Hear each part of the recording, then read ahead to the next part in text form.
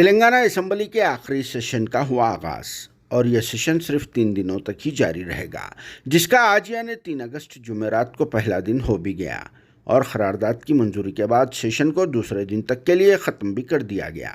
इस सेशन के बाद असेंबली डिसॉल्व हो जाएगी और फिर एक आध महीने में इलेक्शन की तारीख भी आ जाएगी। इसीलिए साल 2023 का ये असेंबली सेशन आखिरी होगा, क्योंकि 16 दिसंबर तक गवर्नमेंट फॉर्म करने की आखिरी तारीख है।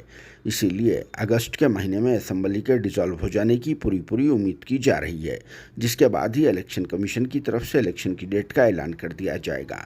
इसीलिए भी तेलंगाना के चीफ मिनिस्टर केसीआर ने असेंबली के आखिरी सेशन को बुला लिया है, क्योंकि इस आखिरी सेशन में 10 बिलों को पास किया जाने वाला है, जिनमें 3 बिल गवर्नर की तरफ से वापस किए हुए हैं। मगर अब फिर से वापस किए गए इन 3 बिल्स को दोबारा करारदाद मंजूर करने के बाद राजभवन को भेज दिया जाएगा, जिसके बाद इस पर गवर्नर को तरीक़ेकार के मुताबिक कबूल भी करना पड़ेगा।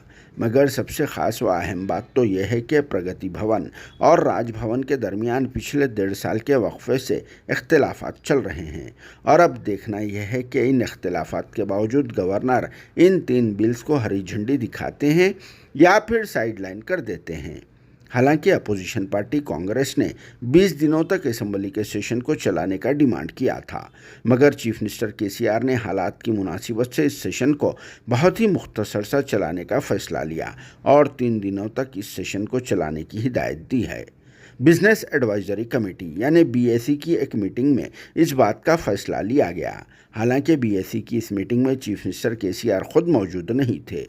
असेंबली के speaker Pocharam Srinivas Reddy, deputy speaker T Padmarao Goud, AIMIM के फ्लोर लीडर अकबरुद्दीन ओवैसी के अलावा तेलंगाना के cabinet ministers T Harish Rao, Vemula Prashanth Reddy, Koppula Eshwar, Gangula Kamalakar, Congress party के मल्ली भट्टी विक्रमार्क के अलावा दूसरे भी मौजूद थे। बाद में दूसरे एमएलएस ने चीफ मिनिस्टर केसीआर से अलहदा तौर पर मुलाकात करते हुए असेंबली के स्टार्ट होने पर इनका शुक्रिया अदा किया।